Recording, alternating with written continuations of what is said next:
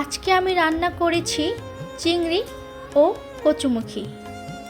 চলেন কিভাবে রান্না করেছি আমার কাঁচা হাতের রেসিপিটি আপনাদের সাথে শেয়ার করি। প্রথমে আমি চিংড়ি ও কচুমুখীগুলোকে ভালোভাবে ধুয়ে নিলাম।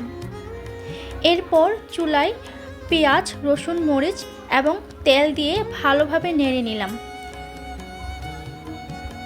এগুলো বাদামি না হওয়া পর্যন্ত আমি নেড়ে নিব।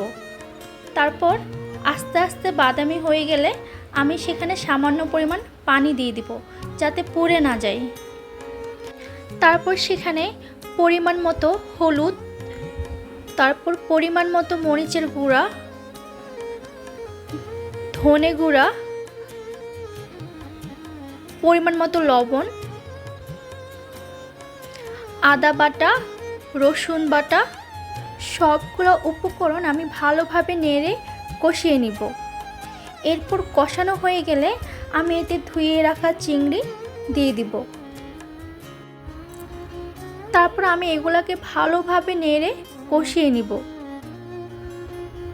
তেল উপরে না ওঠা পর্যন্ত আমি এগুলা নাড়তে থাকব। তারপর কষানো হয়ে গেলে ধুয়ে রাখা কচুমুখী ও আলু আমি দিয়ে দিব। সবকটা দিয়ে আমি আবারও ভালোভাবে নেড়ে কষিয়ে নিব।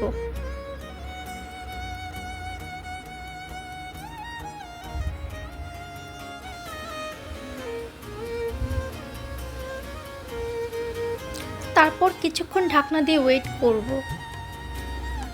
চুলার আঁচটি কমিয়ে দিব। তারপর আবারও একটু নাড়ব।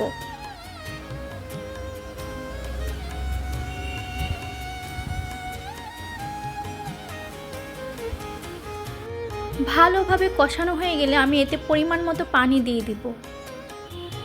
তারপর ঢাকনা দিয়ে রান্না না হওয়া পর্যন্ত আমি অপেক্ষা করব। রান্না যখন প্রায় হয়ে এসেছে তখন আমি এখানে 1 প্যাকেট ম্যাজিক মশলা দিয়ে দিব।